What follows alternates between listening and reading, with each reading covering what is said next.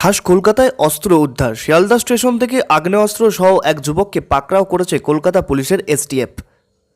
সোমবার সকালে শিয়ালদহ স্টেশনে হাটে বাজারে এক্সপ্রেস ঢুকতেই ধরা হয় হাসান শেখ নামে ওই যুবককে। জানা গিয়েছে হাসান মালদার বাসিন্দা। বিহারের খাগাড়িয়া থেকে সড়কপথে মানসিং হয়ে কলকাতায় আসেন হাসান। ট্রেনেই বিপুল অস্ত্র নিয়ে কলকাতায় ঢোকেন সোমবার সকালে। ব্যাগে জামাকাপড়ের ভিতর লুকানো ছিল প্রচুর আগ্নেয়াস্ত্র। অস্ত্রগুলি বিহারের খাগাড়িয়া জেলায় তৈরি করা হয়েছে বলে এসটিএফ সূত্রে খবর। সেখান থেকে সড়কপথে মানসিং জেলায় নিয়ে যাওয়া হয়। সেখান থেকেই ট্রেনে তোলা হয় অস্ত্র। গোটা কাজের দায়িত্ব ছিলেন হাসান শেখ।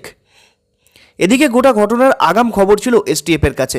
ট্রেনে নজর রাখা হচ্ছিল। ভোরে শিয়ালদহ স্টেশনে হাটে বাজারে এক্সপ্রেস ঢুকতেই অভিযান শুরু হয়। অস্ত্র সহ ধরা পড়েন হাসান শেখ। এর আগে শিয়ালদা চত্বরের সুরেন্দ্রনাথ কলেজের কাছ থেকে অস্ত্র সহ এক ব্যক্তিকে গ্রেপ্তার করা হয়েছিল। কয়েক মাসের ব্যবধানে ফের শহরে অস্ত্র পাচারের ঘটনা। এসটিএফের গোয়েন্দারা খতিয়ে দেখছে ঘটনা।